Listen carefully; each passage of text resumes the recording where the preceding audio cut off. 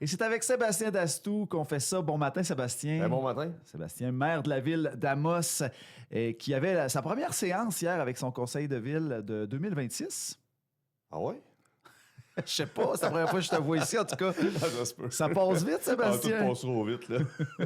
Donc, puis on avait vraiment une petite séance, là. Ben oui, ben écoute, il faut ce qu'il faut. Au début d'année, on est habitué d'avoir des plus petites séances. D'ailleurs, pour ceux qui ont l'œil aiguisé, je dois te dire qu'il manquait trop au conseil municipal hier, là. Les petits virus qui traînent, là. Ah oui, bon, c'est ça. Puis là, ben, avec un froid comme ça devrait tout éradiquer. Qu'est-ce que c'est froid?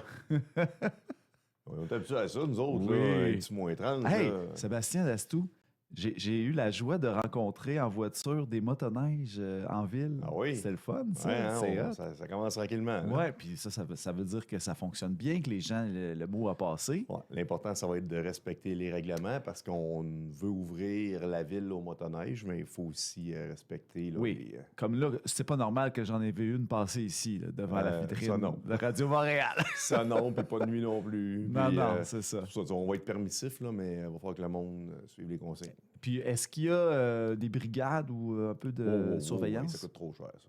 Ah non, mais la SQ en général, j'imagine qu'elle peut regarder ça. Ouais. Ça coûte trop cher. Bon, en tout cas, on va surveiller ça. Passez-vous le mot, là aussi. Là, il y a les plans de circulation pour les motoneiges, c'est disponible à la Maison du tourisme. Et sur Internet. Sur le site de la ville. Oui. Ah bon, voilà, c'est comme ça qu'on s'informe. Donc, séance du 19 janvier 2026. On commence avec le point sur la session relative à l'acquisition d'un bâtiment en toile. Oui, ben en fait, c'est le bâtiment en dôme là, qui était à Saint-Félix. Là. Quand on a fait les transactions et tout ça, c'est un dôme qui était dans la transaction, mais il fallait là, qu'on ratifie l'entente. C'est une signature, dans le fond. Là.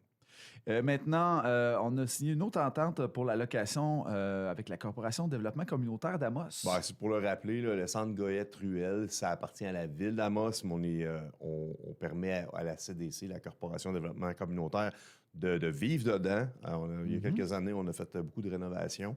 Puis là, bon, on signe une entente là, de 15 ans, là, c'est un bail de location, là, pour assurer là, qu'ils vont pouvoir continuer leur mission dans des bureaux qui sont sains. Toujours dans le sujet de bail, on parle ici de Claire Foyer et la piscine. Oui, la piscine, là, on avait déjà une entente avec le centre, avec le CISAT, puis il y avait quelques petites modifications à faire. Là. C'est des avenants qu'on a fait à la signature. Là. La ville va s'impliquer un petit peu plus là, sur l'entretien, gestion des horaires et ces choses-là. Au niveau des aides financières, on a un aide qui a été, un projet qui a été présenté sur les infrastructures du camp du domaine. Oui, ben en fait, c'est pas... On va aller chercher Vous des avez subventions autorisé. plus que d'autres choses. Ouais, c'est ça. C'est ça. Fait que, tu sais, on autorise des demandes de subventions, mais encore là, on est loin de la coupe aux lèvres. Là, on va attendre voir si l'argent est disponible. Faut le faire, faut le faire par étapes. Et là, on parle ici du volet 1. Vous avez un peu de détails là-dessus? Ben, pas tant, non. Non, OK. C'est surtout qu'il faut... Il y a beaucoup de demandes là, pour le camp du domaine sur la rénovation du campement. Ben, en fait, c'est le bâtiment est vétus. Ça fait quelques années qu'on travaille sur des plans. Là, on va redéposer dans un programme qui s'appelle le PAFIR SPA pour faire la réfection du bâtiment. Puis... c'est quand même un bâtiment qui est extrêmement important. On le voit là, avec des températures comme on a. Là. On veut que les gens bougent, soit à l'extérieur, mais en même temps, on veut sécuriser là, les fameux randonneurs à ski de fond. On a un super beau club, des belles pistes. On les a éclairés au fil des années. On a investi beaucoup d'argent. Puis, c'est quand même bien géré. C'est 4 saisons parce qu'il y a aussi tout le vélo de montagne. Fait qu'on veut refaire le bâtiment. Puis ça fait quand même quelques fois qu'on dépose dans le PAFIR SPA. On modifie un petit peu là, la façon de libeller le tout. Nous, on considère qu'on devrait cadrer là-dedans.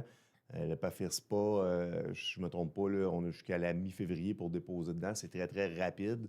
Puis c'est 300 millions pour l'ensemble du Québec. Fait que pour monsieur, madame, tout le monde, 300 millions, ça a l'air d'être beaucoup d'argent, là, mais quand il y a des projets là, à coût de 25-30 millions pour mettre des piscines dans plusieurs villes du Québec, puis refaire des complexes sportifs comme nous, on a fait le nôtre, ben ça l'enveloppe baisse très, très, très vite. Absolument.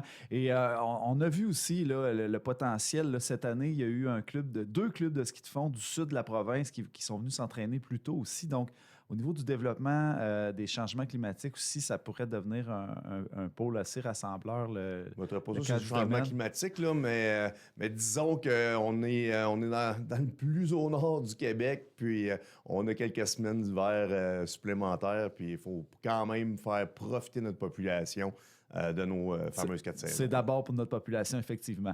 Maintenant, écoutez, ça passe vite, là, Sébastien Dastou. On arrive au point sur les statistiques de construction. On pourrait peut-être juste dire là, Oui. que dans le comité de dynamisation du centre-ville, là, il y a Frédéric Gauthier qui a quitté, puis c'est Carrie Martial qui va la remplacer. Puis de dire qu'on a eu une belle saison l'année passée, puis les gens s'activent déjà là, pour la programmation. Là. C'est vrai, on a eu une belle parade, on a eu des spectacles durant l'été. L'Halloween, des spectacles, c'est vraiment le fun de voir qu'on a un plan d'action. Luc Valcourt, nouvelle ressource qui s'en occupe. C'est le fun, là, puis c'est dynamique. Oui, puis il faut commencer aussi. Des fois, ça commence plus petit, puis à un moment donné, ça fait boule de neige. On sent que les gens ont le goût d'être au centre-ville aussi. Là. Absolument. Maintenant, pour terminer, Sébastien, statistiques de construction décembre 2025. C'est sûr qu'à la fin de l'année comme ça, moi, j'ai les statistiques de l'année. Je vais avoir un rapport qui va être présenté et qui va être sur le site Internet de la Ville, l'AMOS, dans les prochaines semaines.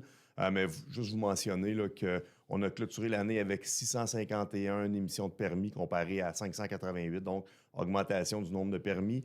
Puis au niveau de la valeur, on est à plus de 64 millions comparé à près de 49 millions. Fait que ça a quand même été une bonne année en 2025.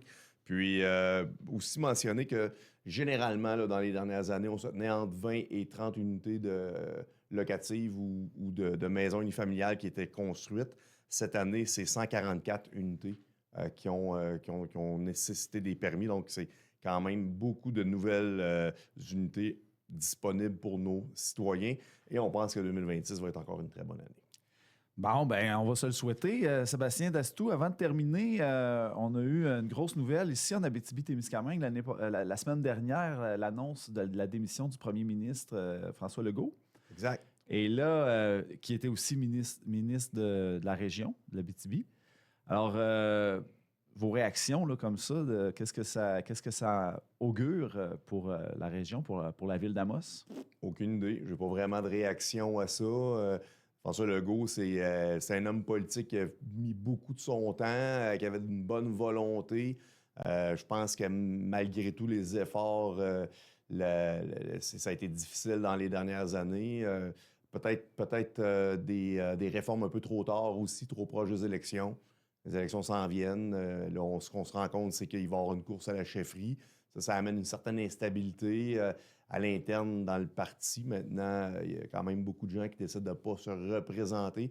Je respecte quand même là, les gens qui ont mis l'épaule à la roue dans les dernières années. Il y avait beaucoup de nouveaux mondes dans ce parti-là. Des gens qui ont appris rapidement. La politique étant ce qu'elle est, on va travailler avec les gens qui seront en place dans la prochaine année.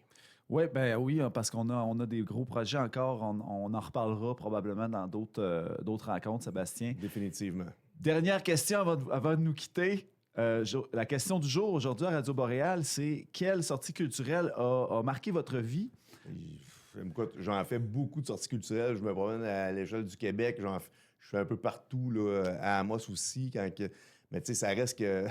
Si on y va, parce que là, tu te dis à vie, là, mais je vais quand même être chauviniste. Là, je vais mentionner que pour moi, le Festival H2O, c'est quand même quelque chose qui est extrêmement plaisant. À chaque année, c'est toujours une réussite. Et là, je prêche pour ma paroisse. Là.